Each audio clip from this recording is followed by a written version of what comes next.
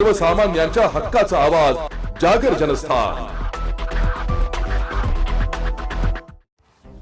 परिमंडळ 2 पोलीस ठाणे हद्दीत 4 जून रोजी रात्रीच्या कोम्बिंग ऑपरेशन राबवण्यात आलं। नाशिक रोड उपनगर, अंबड, इंद्रानगर, देवळाली कॅम्प, सातपूर या 6 पोलीस ठाण्याच्या हद्दीतील रेकॉर्डवरील गुन्हेगारांची चौकशी करण्यात आली आहे। परिमंडळ 2च्या उपायुक्त मोनिका राऊत यांनी आज दिनांक 5 जून रोजी दुपारी 4 वाजता दिलेल्या माहितीनुसार बकरी ईदच्या पार्श्वभूमीवर तसेच इतर गुन्ह्यांवर आळा बसविण्यासाठी कोम्बिंग ऑपरेशन राबविण्यात आलं। या दरम्यान 184 रेकॉर्डवरील आरोपींची चौकशी करण्यात आली। त्यात 63 तडीपार गुन्हेगारांना तपासण्यात आलं। उपनगर पोलीस ठाणे हद्दीतील विकी शांताराम जावर व अमीर मुराद तांबुडी यांच्याकडे प्राणघातक शस्त्र मिळून आल्याने त्यांना ताब्यात घेऊन कारवाई करण्यात आली आहे।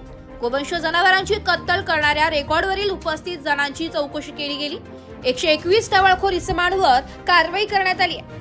शहरात असे कोम्बिंग ऑपरेशन सतत राबविण्यात येणार असल्याची माहिती यावेळी देण्यात आली आहे। पोलीस आयुक्त संदीप कर्णिक, परिमंडळ 2च्या पोलीस उपायुक्त मोनिका राऊत यांच्या मार्गदर्शनाखाली परिमंडळ 2 कडील सहाय्यक पोलीस आयुक्त शेखर देशमुख, सहाय्यक पोलीस आयुक्त डॉक्टर सचिन बारी व पोलीस ठाण्यातील अधिकारी व कर्मचाऱ्यांनी सदर कोम्बिंग ऑपरेशन राबविले आहे। जागर जनस्थान करिता प्रतिनिधी संदीप नवसे, नाशिक। आगामी येणाऱ्या बकरी ईदच्या अनुषंगाने व तसेच इतर गुन्ह्यांना प्रतिबंध होण्यासाठी काल परिमंडळ 2 अंतर्गत कोम्बिंग ऑपरेशन करण्यात आलेलं आहे। सदर कोम्बिंग ऑपरेशन हे अंबड, सातपूर, इंदिरानगर, उपनगर, नाशिक रोड आणि देवळाली कॅम्प या 6 पोलीस स्टेशनच्या हद्दीमध्ये करण्यात आलेलं आहे। या कोम्बिंग ऑपरेशन दरम्यान एकूण 283 गुन्हेगारांना चेक करण्यात आलेलं आहे। त्यांना पोलीस स्टेशनला आणून पुढची चौकशी या ठिकाणी करण्यात आलेली आहे।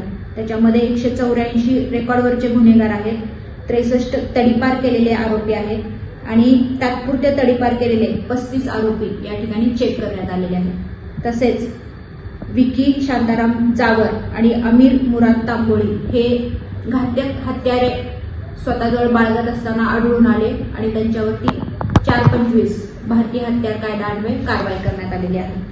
सदर कारवाई करत असताना या परिमंडळांतर्गत दोन्ही एसीपी, सर्व पोलीस स्टेशनचे प्रभारी अधिकारी आणि डीबी स्टाफ यांनी ऍक्टिव्ह सहभाग घेतलेला आहे।